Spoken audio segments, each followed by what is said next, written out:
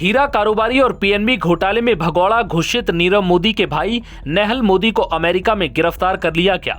ये गिरफ्तारी ईडी और सीबीआई के प्रत्यर्पण अनुरोध के आधार पर हुई है।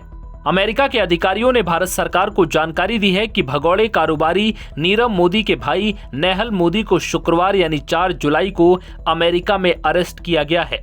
नेहल मोदी भारत के सबसे बड़े बैंकिंग घोटालों में से एक पंजाब नेशनल बैंक स्कैम में वांटेड है।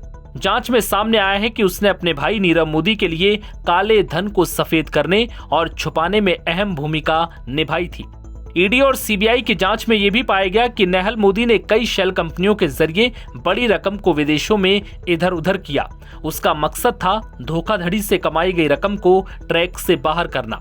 2019 में इंटरपोल ने नेहल मोदी के खिलाफ रेड कॉर्नर नोटिस जारी किया था।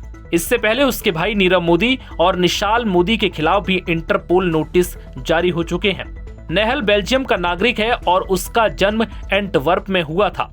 वो अंग्रेजी, हिंदी और गुजराती भाषाएं जानता है। नीरव मोदी पहले से ही ब्रिटेन की जेल में बंद है और उसके प्रत्यर्पण की प्रक्रिया भी चल रही है। नीरव मोदी और उसके मामा मेहुल चोकसी पीएनबी घोटाले के मुख्य अपराधी हैं, जिसमें बैंक को 13,000 करोड़ रुपए से अधिक का नुकसान हुआ था। नेहल मोदी के प्रत्यर्पण मामले में अगली सुनवाई 17 जुलाई 2025 को तय की गई, जिसमें स्टेटस कॉन्फ्रेंस होगी। इस दौरान नेहल मोदी की ओर से जमानत याचिका भी दायर की जा सकती है, जिसका अमेरिकी अभियोजन पक्ष विरोध करेगा।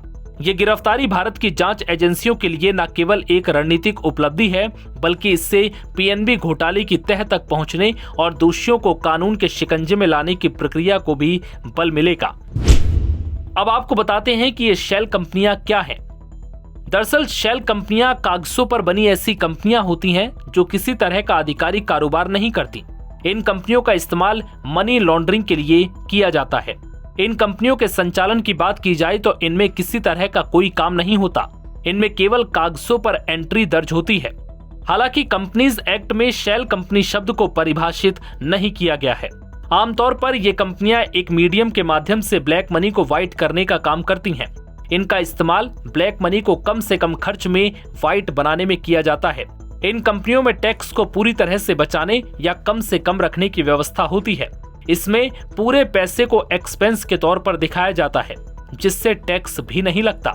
ये कंपनियां न्यूनतम पेड अप कैपिटल के साथ काम करती हैं और इनका डिविडेंड इनकम 0 होता है। साथ ही टर्नओवर और ऑपरेटिंग इनकम भी बहुत कम होती है, जिसके जरिए ये ब्लैक मनी को व्हाइट करते हैं।